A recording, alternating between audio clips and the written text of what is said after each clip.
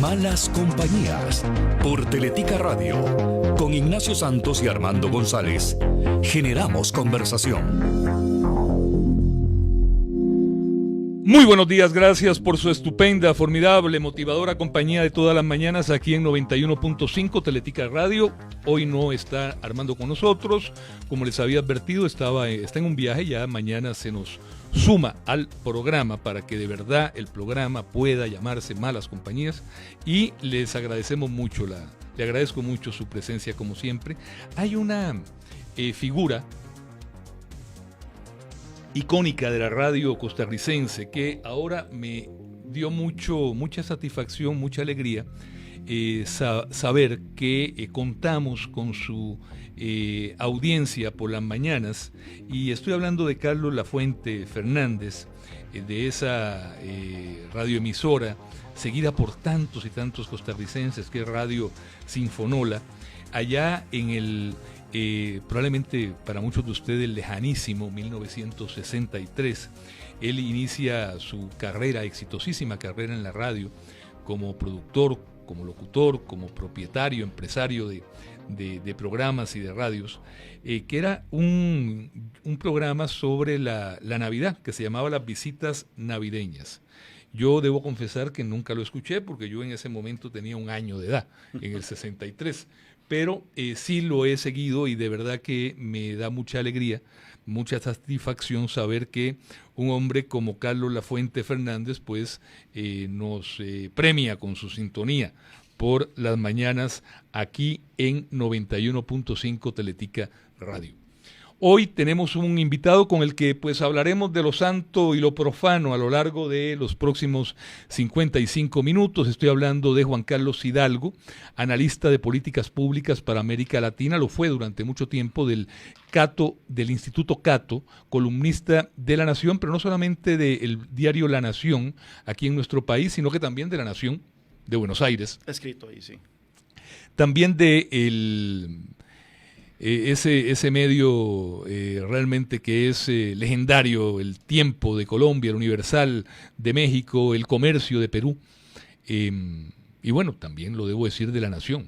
La Nación debe tener por lo menos 150 años de existencia. Recuerdo que inclusive José Martí escribía artículos para La Nación de Buenos Aires durante su exilio en Nueva York, y eso era a finales del siglo XIX, en el 1880 y algo. Y bueno, además ha sido, y probablemente muchos lo hayan visto en entrevistas en CNN en español, pero también en Univisión, Telemundo, en la BBC, en Al Jazeera y en Bloomberg Televisión. Se graduó don Juan Carlos en Relaciones Internacionales aquí en la Universidad de Costa Rica, y sacó una maestría en Comercio y Política Pública en la Universidad George Mason. Gracias por acompañarnos, don Juan Carlos. Buenos días, don Ignacio. Muchas gracias por la invitación. Me dicen que ya usted viene para acá. Ya estoy acá. Y ya dejó el Cato. Ya quemé naves. Ya quemó naves. Sí. Pues bueno, ¿qué podríamos decir de don Hernán? ¿Le fue bien o le fue mal? La historia lo dirá. Es como esa anécdota de que una vez le preguntaron a un alto oficial del Partido Comunista Chino, allá en los años 70, que qué opinaba de la Revolución Francesa. Ajá. Decía, hay que ver qué dice el tiempo. El tiempo lo dirá. Exacto. O sea, tenemos casi 200 años, pero bueno, todavía hay mucho que decir. Hay que ver y qué tal. Hay que ver más cosas. Pero también me dicen que, y además que usted lo ha admitido con particular claridad y sinceridad, que viene a participar en política. Sí. Y que tiene aspiraciones de ser diputado, y por allí hasta me han dicho que también no descarta eventualmente una precandidatura dentro del Partido Unidad. Eso último sí lo descarto para esta elección. O sea, que no se preocupe nadie.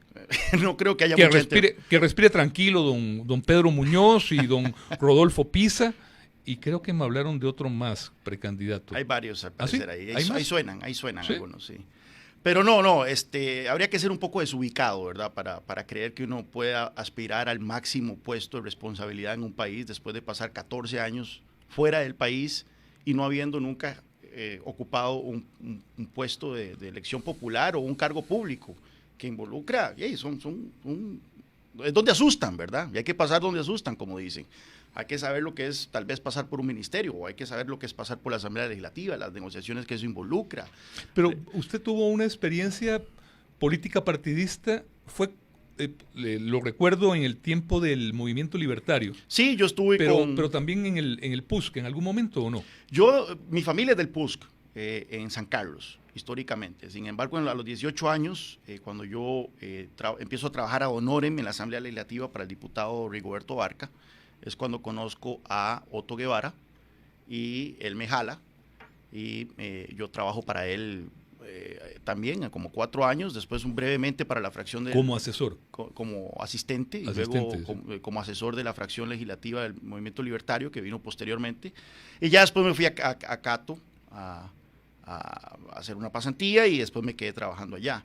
Pero sí, tuve una participación dentro del Movimiento Libertario, pero yo nunca he estado en puestos donde asustan, y yo creo que eso es un requisito necesario quizá para... puestos donde asustan y donde algunos van a asustar también. Y donde asustan también. Sí. No solamente va a ser víctimas de sustos, sino sí, que probablemente tal vez usted también de alguno.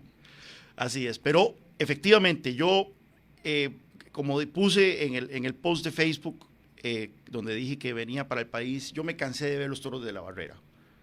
Estar fuera del país, opinando, escribiendo sobre los problemas nacionales, fue una experiencia muy provechosa, especialmente porque lo hice con una perspectiva internacional. Mi cargo en Quito era ver lo que ocurría no solo en América Latina, sino también darle un seguimiento a toda la economía global y a todo el contexto internacional.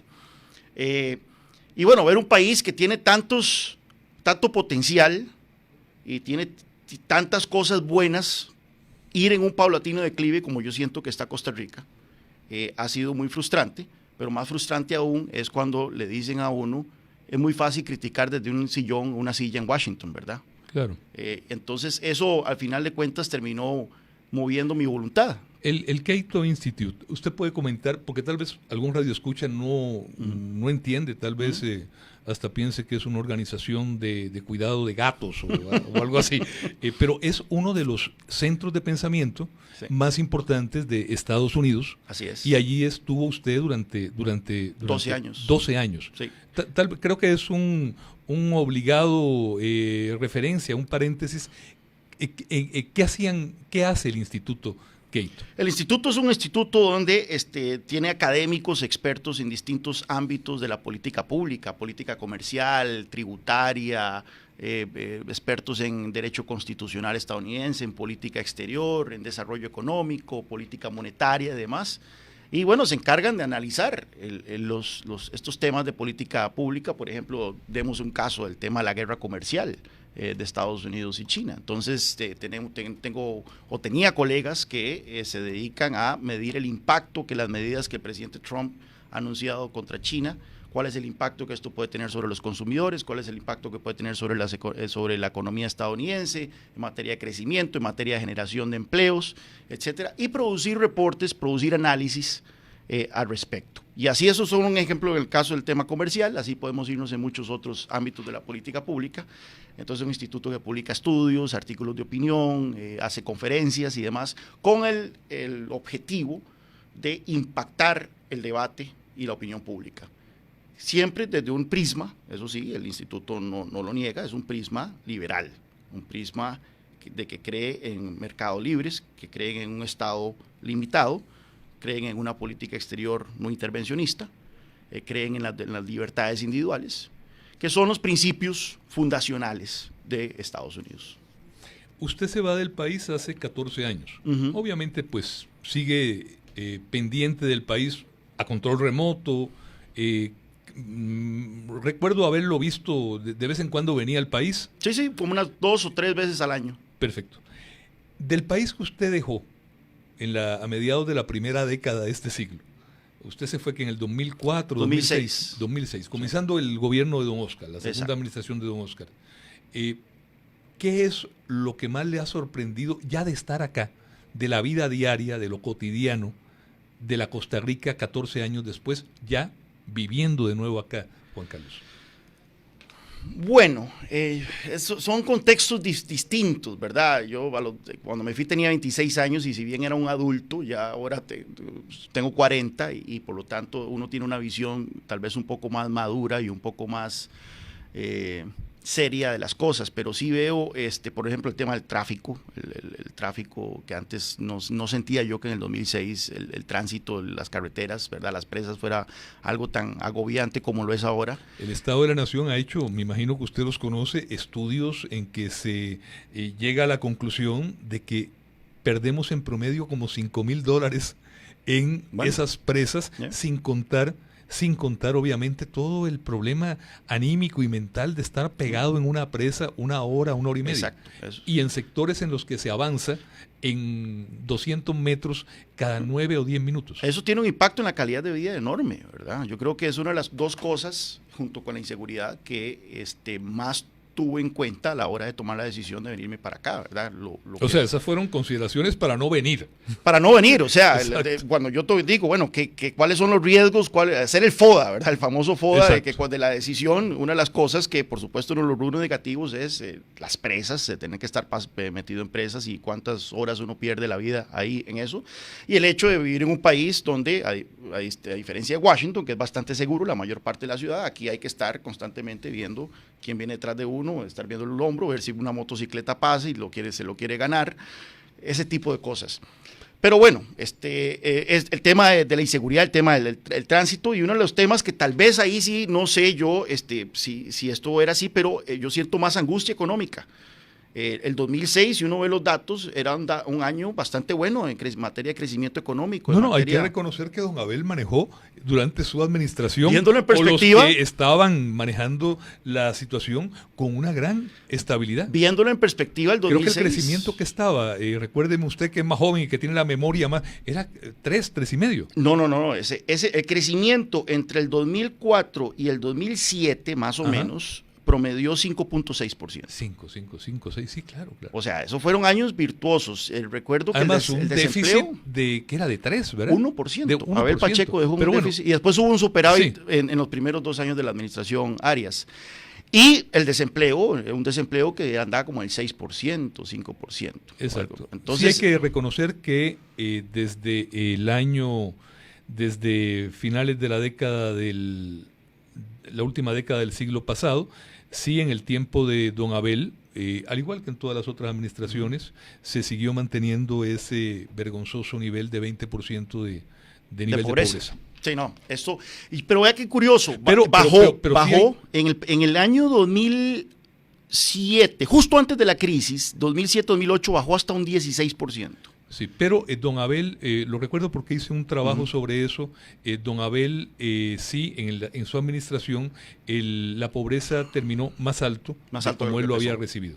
Sí. Pero bueno, para mantener, y menciono ese 20% grosero, inhumano, que se ha mantenido durante tantos años y que a pesar de todas las promesas de uno y de otro gobernante, pues no ha disminuido. Mira, don Ignacio, y una de las cosas que yo cuando veo a Costa Rica desde un punto de vista ya como analista que veía toda América Latina, a mí me tocó viajar por toda América Latina, y una de las cosas complicadas de hablar de Costa Rica, más allá de que uno es de Costa Rica, es que uno puede ver el vaso mitad lleno o mitad vacío. Por un lado, mitad lleno en que somos una democracia ejemplar, la más antigua de América Latina, pero no solo en longevidad, sino en calidad. Así es. Y vemos lo que ocurre, por ejemplo, con quienes competimos en ese rubro. Bueno, Uruguay es un país también bastante civilizado, uno de los más civilizados de América Latina, con una democracia, pero apenas es una democracia que, si acaso, tiene 40 años, ¿verdad? A diferencia de nosotros. Chile era el otro país con el que estábamos ahí, vea el desastre que está Chile. Pero también, si vamos a hablar de Chile, recordemos el Chile de hace tan solo 40 años. Ya hace tan solo 40 años. Mira, a mí me tocó ser observador en las elecciones legislativas de Colombia del 2018. Colombia es un país de la OECD, no estamos hablando aquí de Haití. De Somalia. Sí, no estamos hablando de Somalia. Y me invitaron y fui observador en Bogotá. No me llevaron a las profundidades de la selva colombiana. Bueno, a mí se me paró el pelo de ver la manera en que se conducen las elecciones. ¿Por qué? O sea, por ejemplo, para darle un ejemplo, en un momento estábamos en una escuela que era una escuela de 2 plantas, cuando veo una señora que va caminando con una urna. Con una urna. Iba ahí sola, con una urna. Hombre. Y yo le paro inmediatamente a uno de los delegados del Consejo Nacional Electoral y digo, mira, pero ¿qué es lo que pasa aquí? Y me dice, no, es que como los adultos mayores no pueden subir las gradas a veces, entonces se manda a una muchacha de la mesa con la urna para que puedan votar abajo y todo. Pero iba la muchacha ahí sin ningún tipo de acompañamiento. Bueno, cuando se cierra la elección y empiezan a contar los votos, que tiran todas las papeletas al piso y empiezan a contarlas ahí en el piso, también que me pareció un poco grotesco, y bueno, y resulta que sobraban 2 papeletas o 3 papeletas en una mesa. ¿Qué hacen? Las queman. Agarran, si habían más votos de los que habían registrado en la mesa, agarran al azar 3 votos. 3, los que sean. Y los queman. Para que calce todo. Para que calce todo.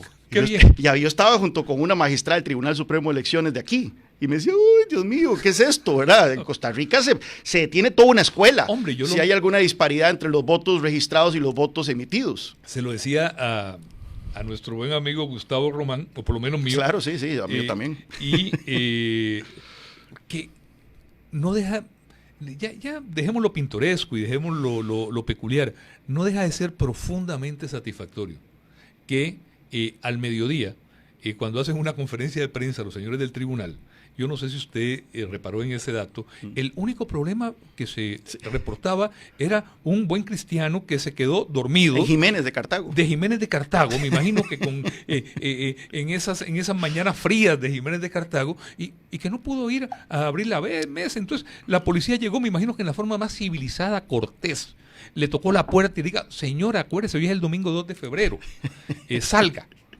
Bueno, como si fuera la marmota, que es el día de la marmota en Estados Unidos. Salga de su casa y vaya a asumir su responsabilidad. Y estas son cuestiones anecdóticas, pero ya viéndolo desde un punto de vista objetivo, la Universidad de Harvard produce un informe, un ranking cada cierto tiempo, no sé si es anual, donde analiza los sistemas electorales del mundo. Bueno, Gustavo me dijo que Costa Rica estuvo primero y cayó al 5º, no sé por cuál fue la razón, pero seguimos estando entre los 5 países con los sistemas electorales más íntegros del mundo. Claro.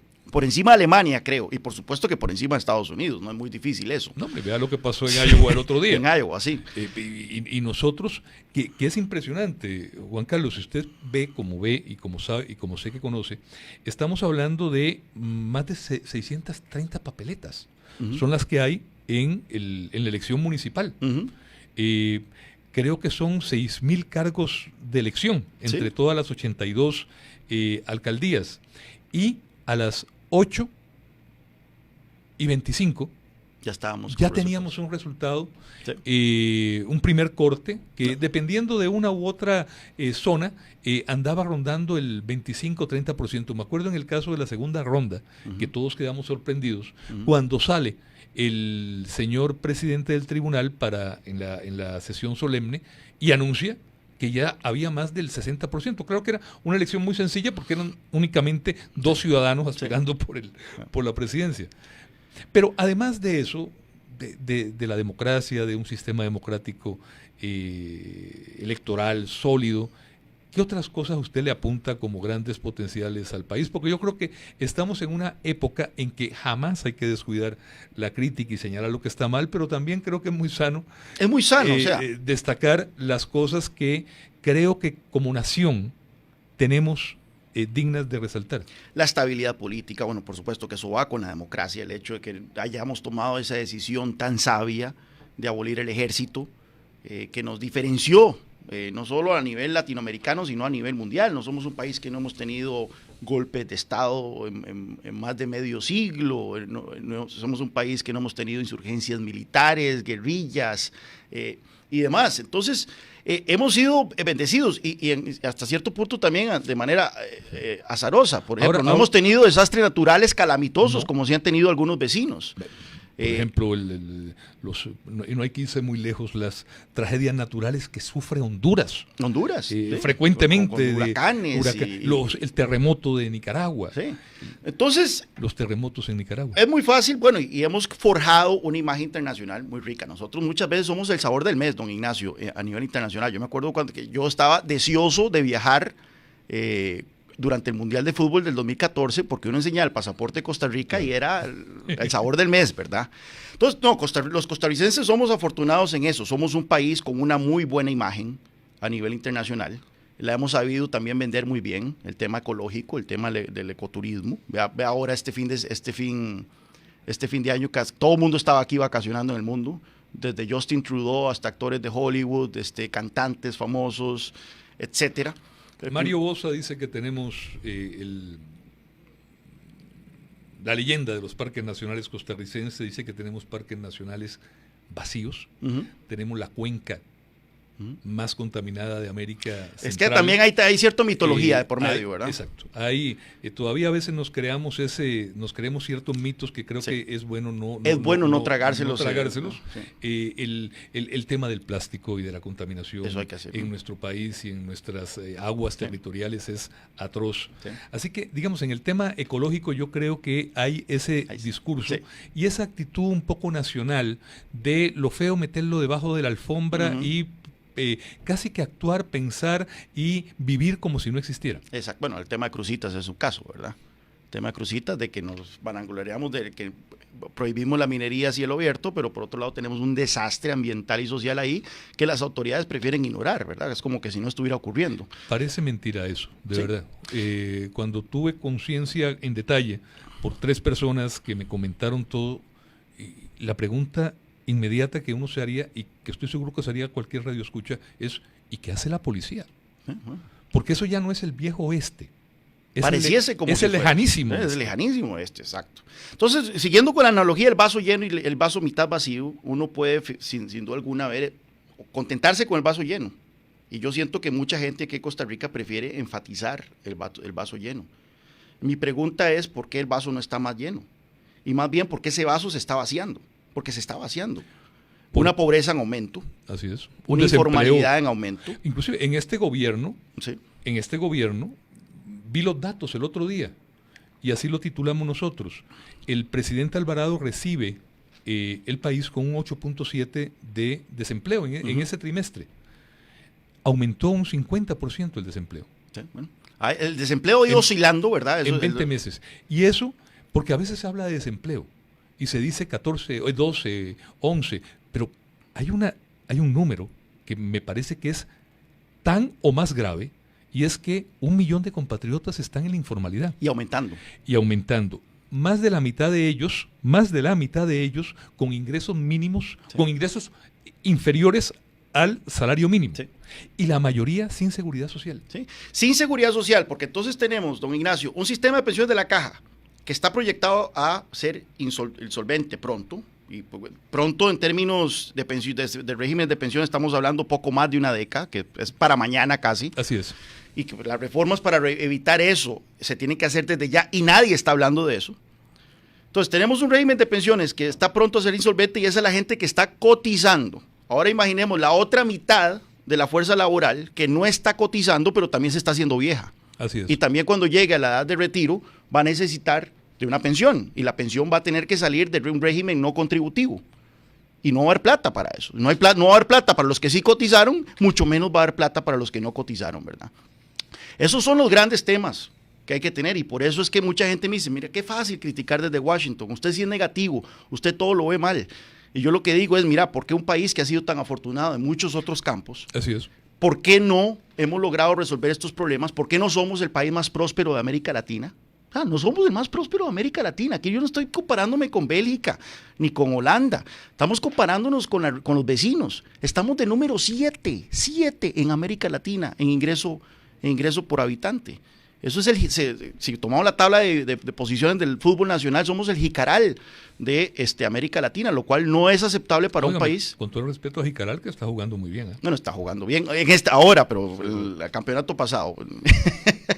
Tenemos que ser un poco más ambiciosos y un poco más críticos sobre la situación del país. Y el tema del desempleo es un tema que parece que el país ya se acostumbró a tener una tasa de desempleo del 10%. O sea, ahora como que nos hemos alarmado un poquito porque ya ese desempleo está yendo como casi que un punto porcentual, por ahí un punto porcentual subiendo cada 6 meses. y eso es preocupante. El tema de la informalidad es muy preocupante, el tema fiscal, por supuesto, que vemos que por más que yo creo que todo el país cayó en el soponcio de creer de que se había resuelto con la reforma fiscal, ya vemos que no fue el caso. Bueno, yo creo que el que pensara eso estaba haciendo análisis muy equivocados. Porque uno oye, y el otro día, ¿quién fue hoy el que dijo? Que el ministro de Hacienda diciendo que la reforma fiscal evitó una crisis. No la evitó, la pospuso.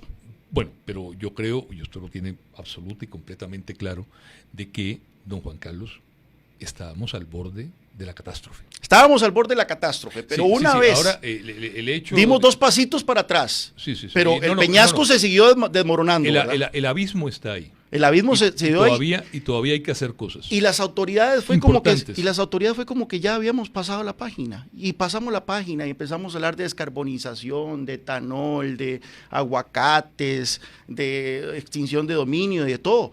¿Por qué las medidas que se anunciaron esta semana no se anunciaron hace un año? Muy buena pregunta. Porque claramente hubo un sentido de urgencia en las palabras del ministro. Se podía notar en el tono de su voz y la premura con la que el gabinete se reunió el fin de semana. Y estas medidas fueron diseñadas el sábado. Esto no es algo que se viene planeando desde hace 3 meses. Al punto que fueron diseñadas el sábado, don Ignacio, que varios de los jerarcas involucrados dentro del plan de acción, es decir, jerarcas de instituciones a los cuales se les va a tocar los superávit. Se enteraron el sábado. Se enteraron el sábado por llamar al presidente. Es decir, esto no venía siendo planeado desde hace meses. Tengo entendido, tal vez no meses, pero sí tengo entendido que el señor ministro, desde que llega, que creo que es a finales de noviembre, ¿verdad? Es que la salida de doña Rocío, después hubo un interinato ahí. Pero creo que la asume ya a finales de noviembre. Se aboca, o por lo menos eso lo ha dicho él, a analizar las cosas. Se comienza a alarmar conforme ve más y comienza a informar al presidente, pero sí, efectivamente, en la encerrona esa del sábado, por lo que ha comentado el ministro Chávez, es ahí donde les dice a todos, así está la situación. Y eso viene a raíz de la publicación de las cifras fiscales del 2019, donde la situación empeoró, no mejoró, empeoró. Y no solo empeoró a nivel de déficit financiero, que sabíamos que por el creciente peso que tienen los intereses dentro de las finanzas, el pago de intereses dentro de las finanzas públicas, el déficit financiero iba a continuar aumentando a pesar de la reforma fiscal, sino que hubo también un deterioro del déficit primario, que es decir, el déficit antes del pago de intereses, o la balanza entre ingresos y gastos antes del pago de intereses, que eso sí es bastante extraño, puesto que estábamos hablando que ya teníamos 5 meses de entrada de ingresos producto del IVA, y que teníamos también medidas de contención del gasto producto de el freno que le metió la reforma fiscal al tema de las remuneraciones. Aún así, el déficit primario aumentó, lo cual es bastante preocupante. Eso no se suponía que debía ser así. Los primeros 2 años del gobierno, lo que don Juan Carlos Hidalgo prevé para los 2 que faltan, el tema después de una pausa aquí en Malas Compañías.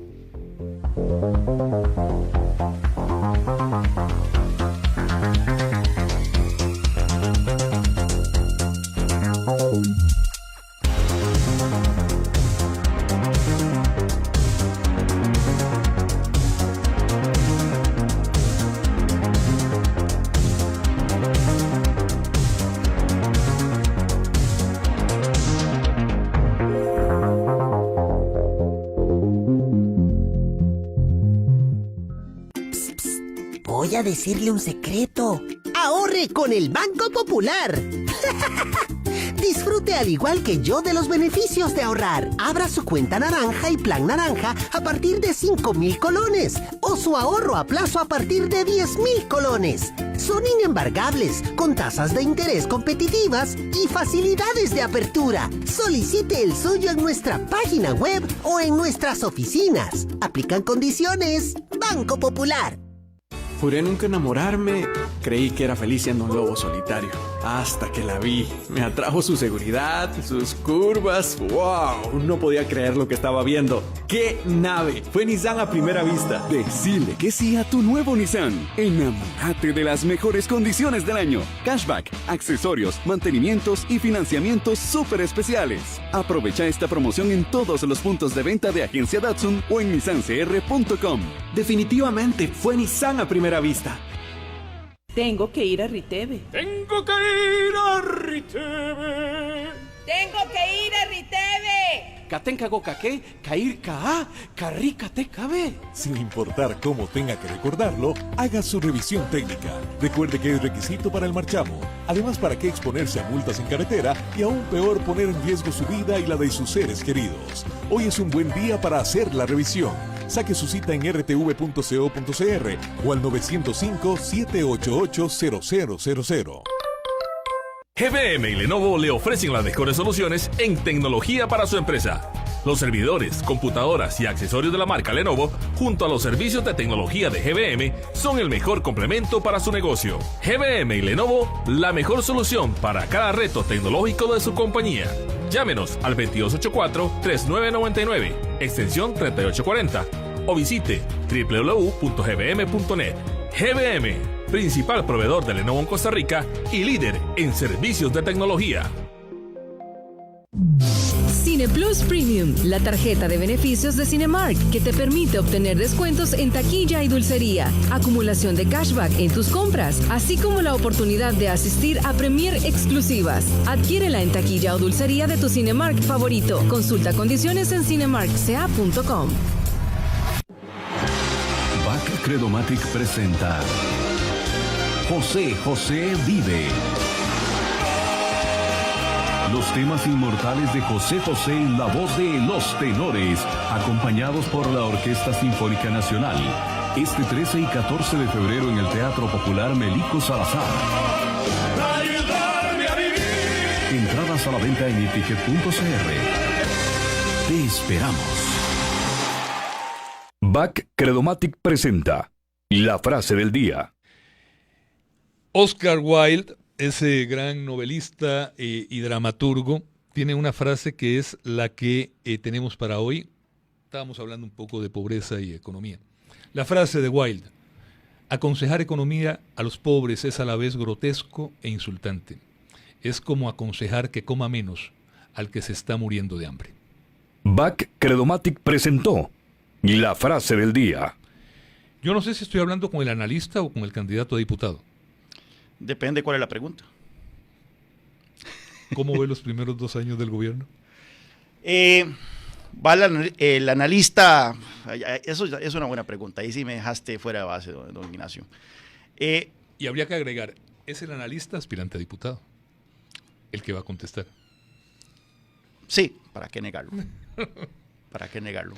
A mí siempre, yo siempre le he admirado, Juan Carlos, que usted ha sido siempre muy, a veces ha navegado contracorriente, he seguido su columna en La Nación, y la verdad es que cuando me dijeron, don Juan Carlos viene al país, dice que quiere ser diputado, digo, pues qué bien, y me parece absolutamente coherente con lo que usted ha escrito siempre, el decirlo sin ningún tapujo ni pudor. Muchas gracias. Además, muchas gracias. ¿Qué tiene de malo? Me llama, sí, es que tiene de malo. Pero y creo que me debes dar la razón de que hay mucha gente que le produce un particular escozor y una particular pena y esconde y disimula sus aspiraciones políticas. Sí, yo dije que yo venía al país a involucrarme lleno en política, que me cansé de ver los toros desde la barrera. Me llama la atención porque ahora la crítica que yo recibo en redes sociales es que dicen, desde que usted anunció sus aspiraciones políticas o desde que usted se metió en el Partido Unidad Social Cristiana, sus análisis han caído, usted ahora es un populista, usted ahora es un politiquero, pero yo sinceramente no siento la diferencia, yo sigo diciendo las mismas cosas que he venido diciendo todos estos años. Bueno, pues vuelvo a la pregunta, ¿cómo evalúa estos 2 primeros años? Los 2 primeros años, sin duda alguna, al presidente le toca lidiar de entrada con el tema fiscal, un tema fiscal que además fue agravado por las acciones de su predecesor, que le heredó ese hueco fiscal y que al presidente entonces le tocó, no le dio margen de maniobra. Se diseñó una reforma fiscal que pudo haber sido peor, y cuando digo pudo haber sido peor, pudo haber sido como la reforma fiscal de Laura Chinchilla, que contenía 14 medidas o eran 11 medidas, pero todas involucraban aumento de ingresos, ni una sola sobre recorte de gasto o contención del gasto. En este caso, gracias al pacto Alvarado-Pisa, se incluyen varias cosas de contención del gasto, principalmente la regla fiscal. Ahora bien, yo no soy y nunca he sido partidario de aumentos de impuestos. Los aumentos de impuestos si nosotros vemos, y esto no es una opinión, simplemente un hecho, si nosotros vemos aumentos de impuestos, los paquetes tributarios en 40 años nunca han funcionado en resolver la situación fiscal. Claro, al borde de la catástrofe a veces los aumentos de impuestos es la única opción. Pero nos dejaron, y ese es el relato, por lo menos no había margen para filosofar. Había que actuar, y las mismas autoridades también, don Ignacio, hay que decirlo, las mismas autoridades contribuyeron a ese sentido de pánico. O sea, las autoridades económicas... Las arcas del Estado a final del 18 no estaban para pagar aguinaldos y se tuvo que ir a buscar dinero a tasas obscenas del 12%. Juan Carlos. Las mismas autoridades... El pánico era real. Pero las mismas... Recordemos que Luis Guillermo Solís en un momento salió a decir que el país estaba al borde del default. ¿Se acuerda? Y luego fue corregido por las calificadoras, por varios observadores externos. Claro. Yo siento que también las autoridades, con tal de forzar la aprobación del plan fiscal, empezaron a crear un discurso de alarma que atizó el miedo de los mercados y entonces sí agravó la sensación de que esto había que hacerse sí o sí, tal y como el Ejecutivo lo planteaba. Entonces dejó a la Asamblea Legislativa contra la pared. Aprueben esto o nos vamos todos al abismo. Pero, insisto, don Juan Carlos, creo que había en ese discurso, no solo del gobierno, sino que también inclusive de la fracción liberacionista, o de una parte importante de la fracción liberacionista, mucho de razón. Al margen de que usted sobre la medicina tenga una u otra opinión, pero en el diagnóstico de la enfermedad estábamos al borde del abismo. Tenemos una situación fiscal grave, pero mira, el déficit fiscal de ese año es menor que el déficit fiscal que tenemos hoy. Bueno, pero en otro contexto. Nuevamente, porque la sensación era una sensación de pánico. Había una sensación de pánico en el ambiente. O teníamos que hacer algo o el país entraba en una crisis. El endeudamiento hoy es mayor, el déficit fiscal hoy es mayor y no vemos esa sensación de urgencia, bueno, no la teníamos hasta hace una semana, de que esto se tiene que hacer sí o sí o el país se va a la crisis. Ahora bien, es cierto, las calificadoras de crédito afuera estaban diciendo o se aprueba algo pronto o la confianza en el país se deteriora de una manera abismal y esto va a hacer que los intereses que pague el gobierno por su deuda, tanto interna como externa, se van a disparar a las nubes. Entonces, bueno, tomemos lo que pasó. Se aprobó la reforma fiscal tal cual lo buscaba el Poder Ejecutivo. Una combinación de aumento de impuestos y una combinación de medidas de contención del gasto. Se aprobó un reglamento, reformas al reglamento que eran realmente importantes también meses después. Se aprobó las reformas al reglamento. Viene después otra fase, pues que hubo cierto grado de polémica con el tema de las imprescindibles reformas para reglamentar las huelgas en el país. Sí, que fue iniciativa de la oposición. No, estamos claros. Lo que le quiero decir es que fueran de la oposición o fueran del gobierno, se dan tres cosas en el país que desde hacía décadas no se podían ver, tres reformas de ese calado, en menos de 6 meses. Y es cierto, el punto aquí es que una vez aprobada la reforma fiscal, el liderazgo y las iniciativas del Ejecutivo se secaron. Y dígame usted qué gran cosa ha planteado el gobierno después de la aprobación del plan fiscal. En eso, don Juan, coincido con usted. Y no hay salvo las propuestas que están haciendo. Algunos dicen que es como perfumar un chancho. Esto es para patear la bola, don Ignacio. Bueno, pero como le dijo el señor ministro a una diputada, pues díganme una mejor opción. Que creo que también ahí los grupos políticos pues tienen la obligación de decir, bueno, miren, lo que usted está diciendo no es suficiente o es más de lo mismo y hay que hacer esto. Pero sí, realmente nos quedamos con muchas promesas de reactivación, con muchas promesas de cambios, pero... La reforma institucional que nos dijeron que venía... No sé qué pasó. Que ahora viene supuestamente, digamos, con todo lo que va a ser el tema de empleo. Empleo público, pero vea qué interesante. Inicialmente el gobierno dijo que la ley de empleo público no iba a ser fiscalista, que no iba a traer ahorros en el corto plazo, que los ahorros se iban a dar hasta dentro de 18 años. Pues bueno, ahora el ministro ha venido a revertir eso y a decir que los ahorros tienen que empezar de inmediato y que tienen que ser del orden de 1 punto porcentual del PIB. Vea qué diferencia. Pero nuevamente, ese cambio de opinión se da únicamente porque las cosas salieron peor de lo que se pensaba y porque el agua subió más de lo que se tenía planeado y ahora casi que nos tapa la nariz. En el tema de empleo, no hay ningún plan de empleo. Una agencia nacional de empleo. ¿Cuántos empleos ha creado la Agencia Nacional de Empleos? Así es. Yo creo que en eso coincido con su compañero de partido, don Pablo Heriberto Abarca. Sí.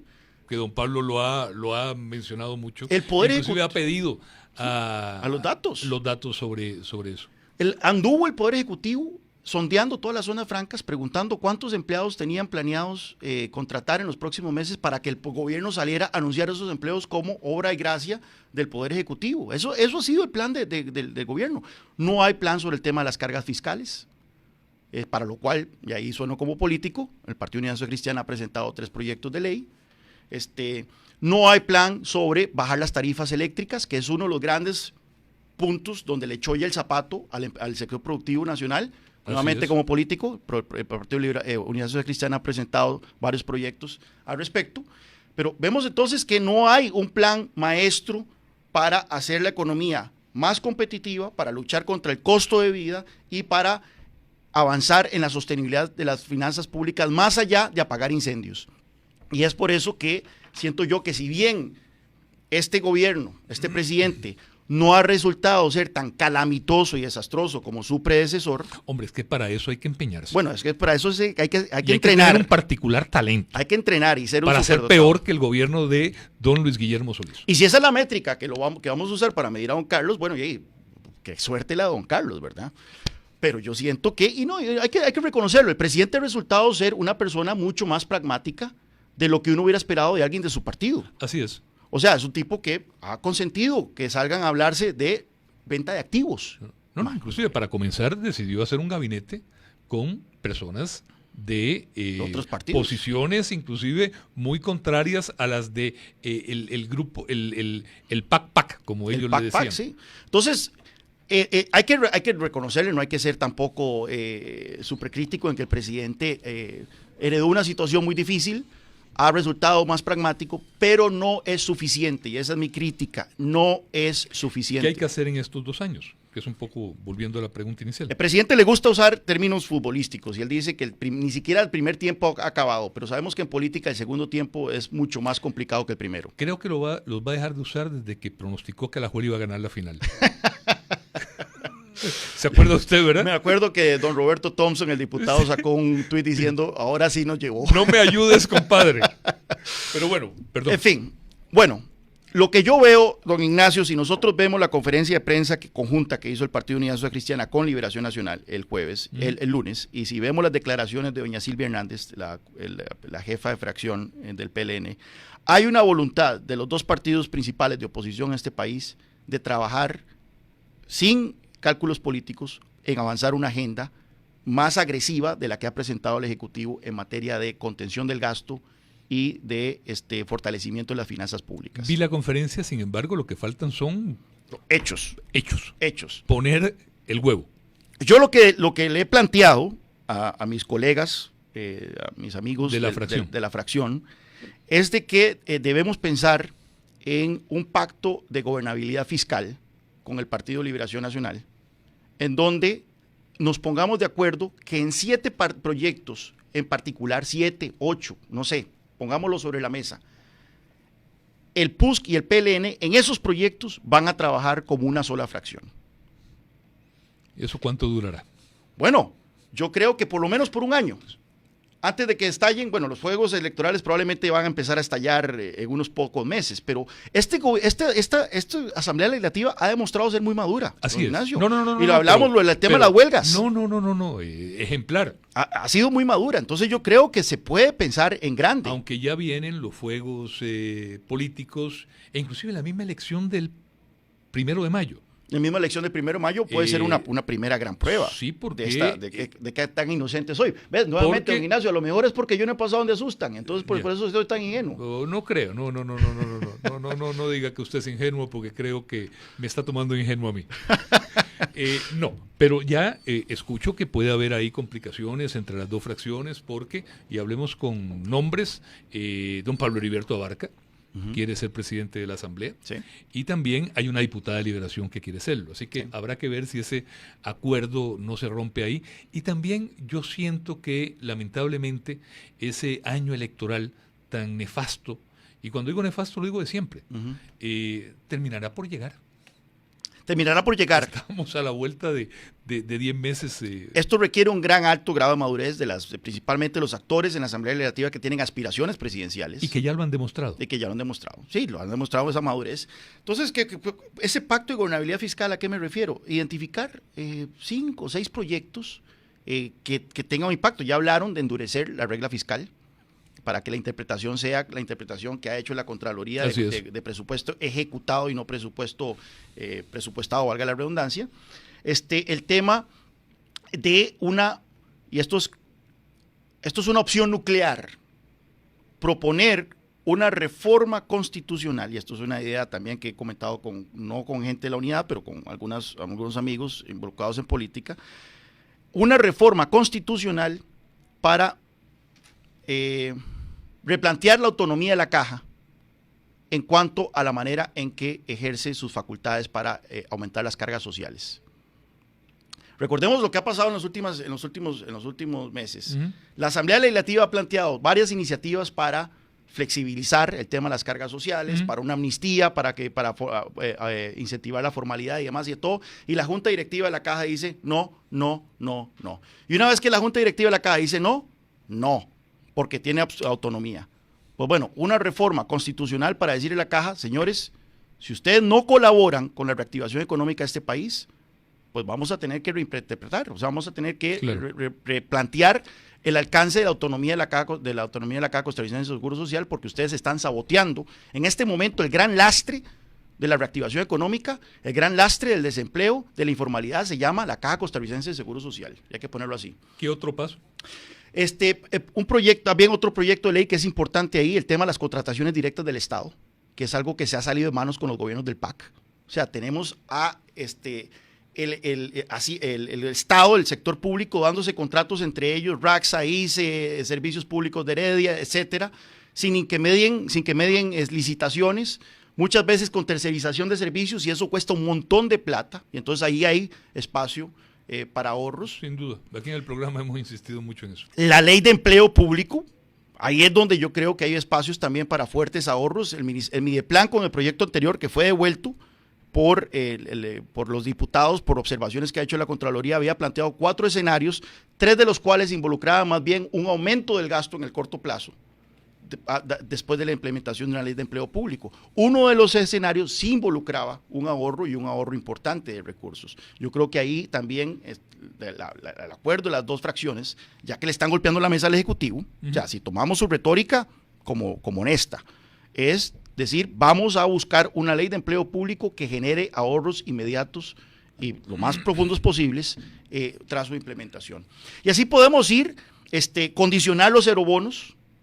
Si se van a aprobar eurobonos, condicionarlos también a mayores medidas de reestructuración institucional, y que ahí sí vamos a ver que el PLN y el PUSC se pongan de acuerdo en cuáles instituciones son las que hay que unir, cuáles instituciones son las que hay que cerrar, la venta de algunos activos. Si dicen que vender el CNP, vender el FANAL y VIXA no es suficiente, pues bueno, entonces que pongan sobre la mesa otros activos que podrían generar un poco más de rendimientos, aunque yo admito, y esto tal vez le va a sorprender, de que yo no soy particularmente entusiasta de la idea de vender activos bajo un concepto fiscalista. Yo creo que eso no es necesariamente una buena idea.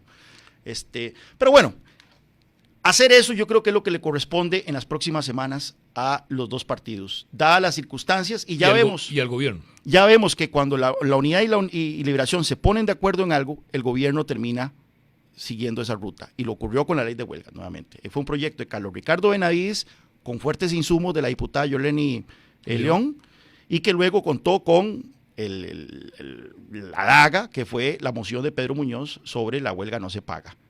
Eso puso al país en una posición de liderazgo que luego el Ejecutivo dijo, así es, lo apoyo. Entonces, si los 2 partidos... Y el principal impulso, el principal apoyo, las principales razones para las reformas que las dio el sector sindical. Exacto. Durante la huelga, incalificable de 3 meses que dejó a comedores escolares sin comida para niños de familias pobres y a tanta gente sin atención médica, El presidente lo dijo. a centenares de miles de chicos sin clases en sus escuelas y colegios. El presidente lo dijo, un tigre anda suelto y había que amarrarlo. ¿Cómo ve? Yo cada día, a mí me lo preguntan a veces, y digo, no tengo la más remota idea, más bien dígame usted cómo usted lo ve, a las personas que me preguntan. Yo veo la próxima elección, y eso es muy difícil decirlo, verdaderamente compleja. Máxime sí, vemos las últimas. Sí. O sea, las últimas en el año 14 tuvimos, bueno, por segunda vez en la historia de la Segunda República, una segunda ronda. Pero resulta que en la segunda ronda uno de los candidatos dice, no, yo me bajo del tren. Algo que nunca habíamos visto. Algo que nunca habíamos visto y algo totalmente inédito y extraño. Y en la elección que viene, como si no hubiera sido bastante con la primera, vemos que por primera vez, bueno, hay una tercera ronda, hay una tercera vez en que hay segunda ronda, que hay balotaje, pero de repente ni su partido ni Liberación Nacional están allí.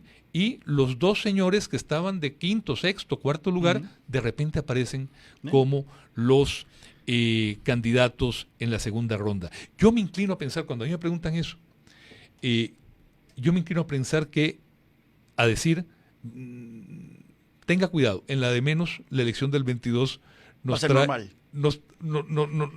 trae cosas también tan absolutamente inéditas como las que hemos visto. Sí, bueno, ¿cuántas veces estuve yo en Café Política, noviembre, septiembre, antes de la elección, de la última elección, analizando el panorama electoral? Y si nosotros vemos esos videos, uno queda como el gran bateador, porque al final de cuentas no se cumplió nada de lo que uno veía venir, ¿verdad? Es que quién iba a saber que se iba a dar el fallo de la Corte el 9 de enero. Que muy irresponsable, muy irresponsable haber hecho ese fallo en ese momento. No sé qué circunstancias mediaron, pero yo no sé a quién se le ocurrió que se podía salir con ese comunicado 3 semanas antes de una primera vuelta y que no iba a haber consecuencias. Yo, bueno, en eso... Más allá del fondo, He escuchado muchas opiniones sobre que el fallo ya estaba, que se tenía que comunicar. Creo que nadie podía imaginar los efectos que iba a tener ese fallo. Sin embargo, pues coincido con usted en que creo que nada habría pasado si se atrasa 3 semanas. 4 semanas. Sí. Pero, ¿cómo ve el escenario en los últimos minutos que nos quedan? Bueno, yo sinceramente... Trate de quitarse me voy a quitar el sombrero de candidato a diputado. Sí. Yo veo que en este momento el oficialismo está fuerte. El partido de gobierno, a pesar de que es muy impopular, cuenta con un voto duro, una base muy fiel, muy leal. ¿Usted vio lo que pasó el 2 de febrero? Pero es que las municipales nunca han sido yo el fuerte del PAC. Yo lo sé, pero echar para atrás como echaron, el no poder presentar opciones en un sinnúmero de alcaldías, evidencia un partido. Usted está hablando del oficialismo y del gobierno, que no es lo mismo que el partido PAC. Bueno, el PAC, hablemos del PAC con nombres y apellidos. Sí. Pero si nosotros tomamos en cuenta varios partidos cantonales que sí ganaron en Montes de Oca y demás, que son coaliciones del PAC, el PAC no cambió en su número casi que de alcaldías. Bajaron 2, creo. Bajaron 2 como PAC, pero si tomamos esos están las coaliciones. Las coaliciones bajaron 1, si acaso. Y en votos, cantidad de votos, tampoco fue que hubo un colapso. Más bien uno hubiera esperado que tras 6 años de gobierno, con resultados económicos tan preocupantes como los que tenemos, el PAC hubiera sido diezmado, y no lo comparemos con la elección nacional, con la elección de hace 4 años. Y los grandes perdedores indudablemente fue Liberación Nacional, que porque segunda elección consecutiva pierde 8 alcaldías. Y obviamente el Partido Restauración y el Partido Nueva República, que obtienen solamente, creo que eran 28 o 29 de los regidores de los 500 tantos que hay. Sí, yo veo que ya alguna gente está descorchando el champán. Veo a Eduardo Olivarri celebrando en su columna. Hombre, no me ha invitado a nada, Eduardo, por lo que yo lo aprecio. De que ya el fenómeno evangélico ya se disipó, y yo no estoy tan seguro. Yo no estoy tan seguro de eso. Nuevamente, las elecciones municipales son una criatura distinta. Lo que yo sí veo tremendamente difícil es que lleguen a tener el protagonismo en la próxima elección que tuvieron en la pasada. Eso sí. Esa es la gran incógnita. Eso sí. Esto lo he discutido con amigos como don Kevin Casas y demás. La gran incógnita es si el fenómeno evangélico del 2000 del 2018 está aquí para quedarse o... Está aquí para quedarse.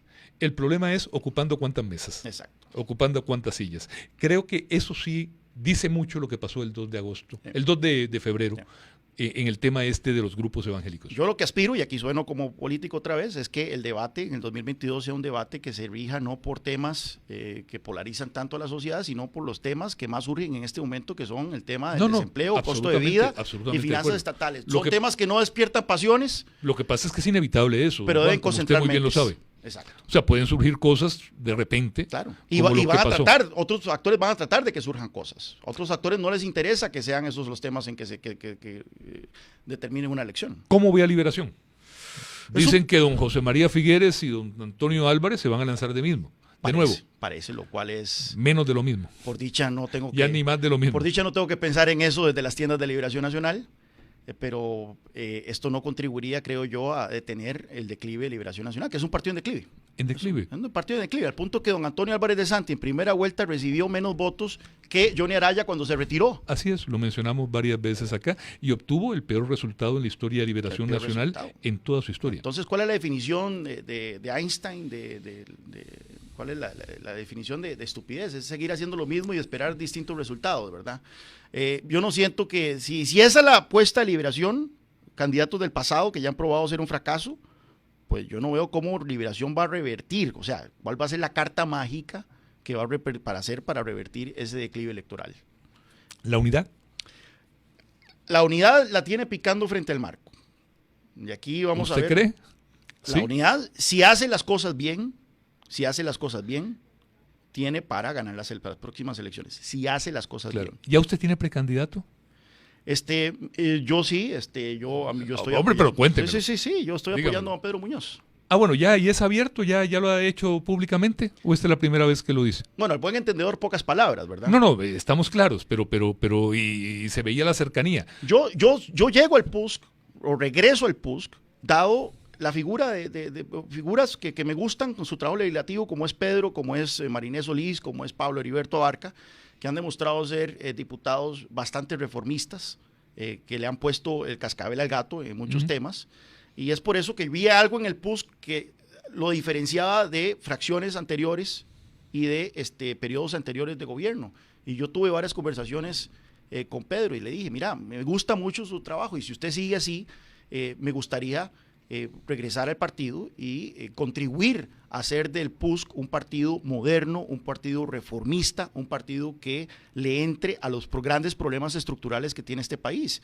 Y bueno, Pedro al final me convenció y es por eso que yo siento que es el candidato, por lo menos de los que están allá afuera o los que se oyen, que es la persona que está levantando esa bandera reformista de una manera que es positiva para el país y para el partido. ¿Don Rodolfo volverá?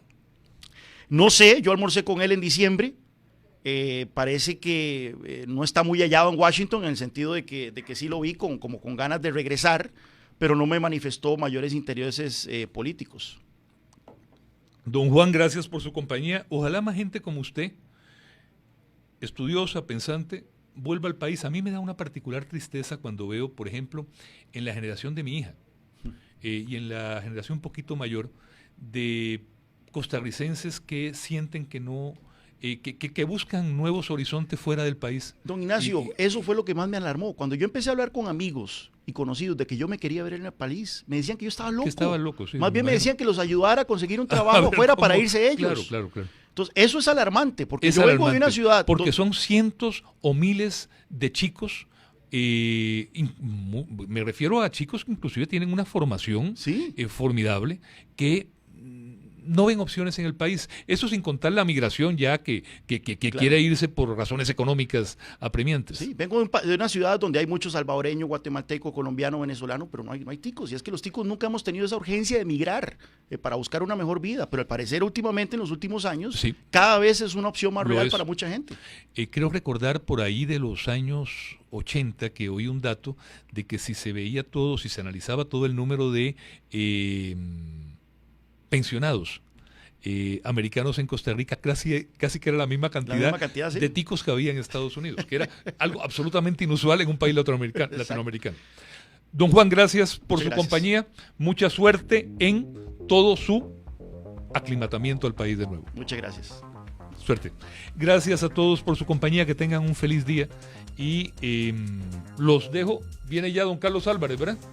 Mi queridísimo amigo Carlos Álvarez, que por suerte, que por dicha, y lo anuncio, mañana tendré el inmenso honor de tenerlo acá en Malas Compañías con una persona también que admiro y quiero mucho, que es Miguel Cortés.